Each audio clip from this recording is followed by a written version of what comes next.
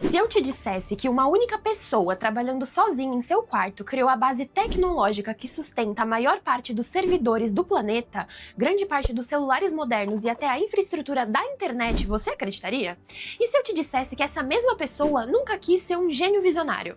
Nunca buscou fama e nem tentou montar um império tecnológico? Pois é, essa é a história de Linus Torvald, o homem que mudou o mundo quase sem querer, e que continua até hoje guiando silenciosamente a espinha dorsal da era digital. Antes de começarmos o nosso vídeo, não esquece de se inscrever no nosso canal, ativar o sininho para você receber as notificações de todos os vídeos que a gente postar aqui, deixa o seu comentário falando qual é o próximo grande nome da tecnologia que você quer ver que a gente vai gravar aqui para vocês e deixa o seu like no nosso vídeo. Lembrando que toda terça-feira às 18 horas nós temos live aqui no nosso canal no YouTube para desbugar tudo o que acontece no mundo da tecnologia semana a semana e eu espero você na terça-feira.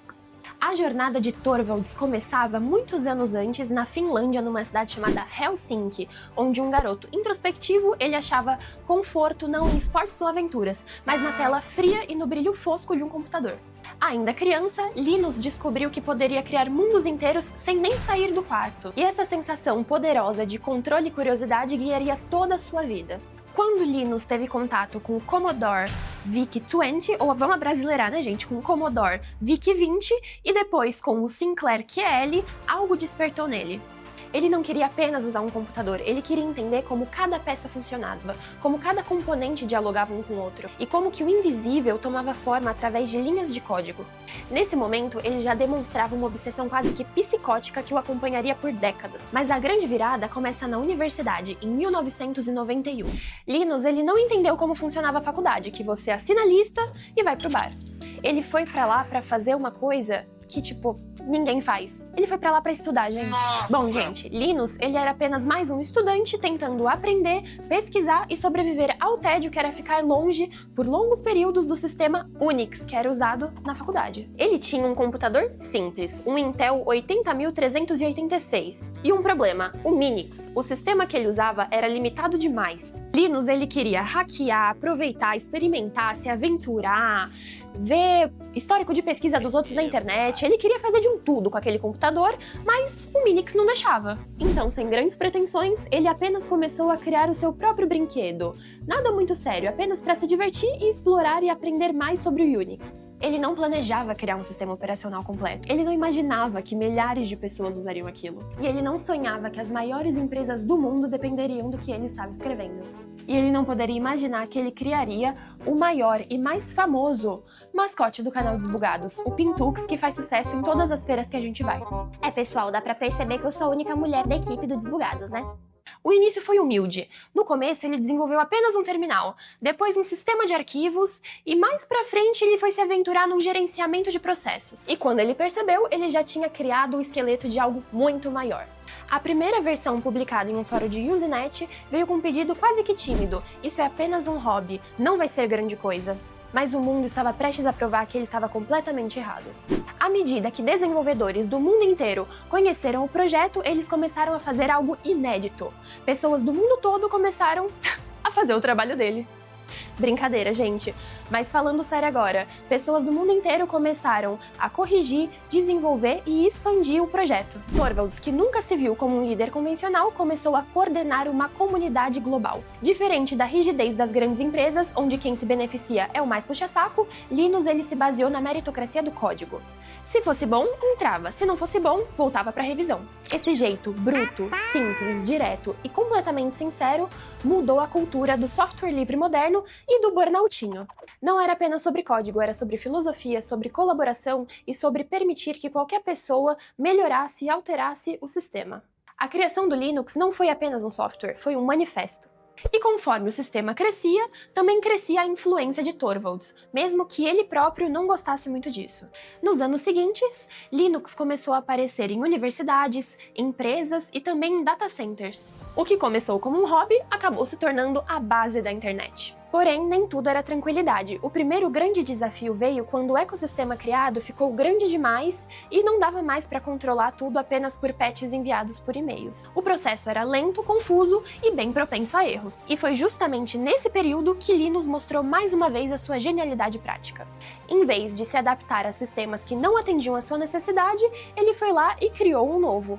Assim como faz a T2S Tecnologia, nossa patrocinadora que desenvolve sistemas sob demanda.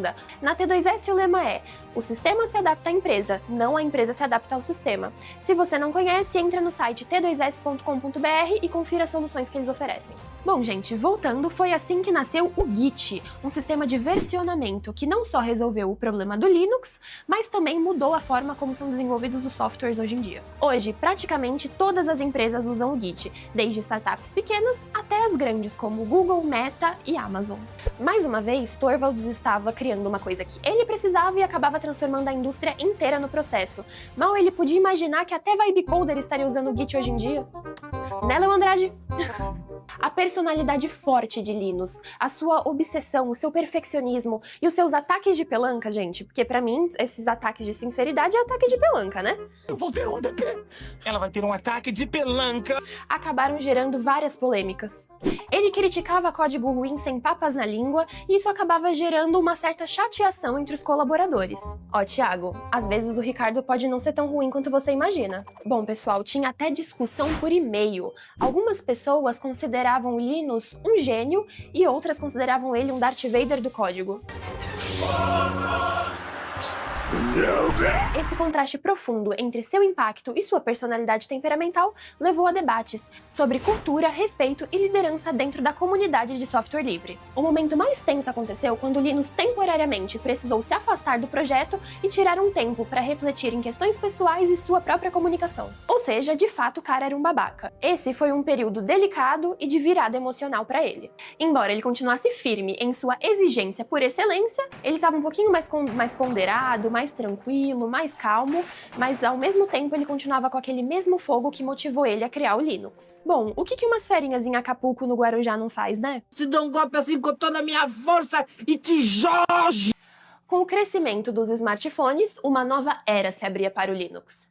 O Android, sistema operacional que domina o mobile, tem o seu sistema baseado no kernel criado pelo Linus. Isso significa que bilhões de pessoas, mesmo sem saber, carregam no bolso o trabalho feito por aquele finlandês que só queria aprender mais sobre Unix. Bilhões menos eu, porque eu sou do bonde do iPhone. Quem usa Android é quem não tem dinheiro pra comprar um iPhone. Brincadeira, gente, não me cancela, pelo amor de Deus, não me cancela, essa piada tava no roteiro, tá bom? Bom, gente, não para por aí. Carros, supercomputadores, satélites, data center, geladeira, micro-ondas, frigobar, caneca, camiseta, todos rodando variações do kernel Linux. Se hoje o mundo funciona, em grande parte é porque Linus Torvald decidiu criar algo por diversão. Alguém que nunca quis liderar virou o líder da maior obra coletiva da história da computação. Alguém que nunca buscou fama virou simplesmente um ícone global. Alguém que só queria um sistema operacional melhor criou a máquina que alimenta a modernidade. Um brinde a Linus Torvald. Hoje, o Linus continua vivendo com simplicidade. Ele trabalha de casa, cuida do kernel, conversa com os desenvolvedores, mantém o seu estilo direto, às vezes meio ríspido, mas sempre honesto. Ele não aparece em palcos gigantes, não dá entrevistas frequentemente, não se comporta como uma celebridade da tecnologia. Seu foco sempre foi e sempre será o código. E talvez seja exatamente isso que fez dele tão diferente. Enquanto muitos visionários tentaram mudar o mundo com palestras grandiosas, grandes frases, Linus não, ele mudou o mundo linha por linha de código, desenvolvendo funcionalidades que resolveriam problemas reais. No fim das contas, a pergunta "quem foi Linus Torvalds?" se tornou menos sobre biografia e mais sobre impacto. Bom, ele foi o inventor do Linux, ele também foi o inventor do Git, e ele também foi o líder involuntário de uma revolução no desenvolvimento de software. Mas ele também foi o garoto curioso que queria entender como as coisas funcionavam. Ele era o estudante que não aceitava limitações. O programador que enxergava elegância no funcionamento interno de uma máquina. Bom, e quando alguém te perguntar, afinal, quem foi Linus Torvalds? Você pega e envia o link desse vídeo pra ele. Se você gostou desse vídeo, não esquece de deixar o seu like e o seu comentário falando qual é a próxima personalidade que você quer ver nessa nossa série de documentários. Espero que vocês tenham gostado e eu aguardo vocês às 18 horas na terça-feira para conversar sobre tudo o que aconteceu no mundo da tecnologia nessa semana.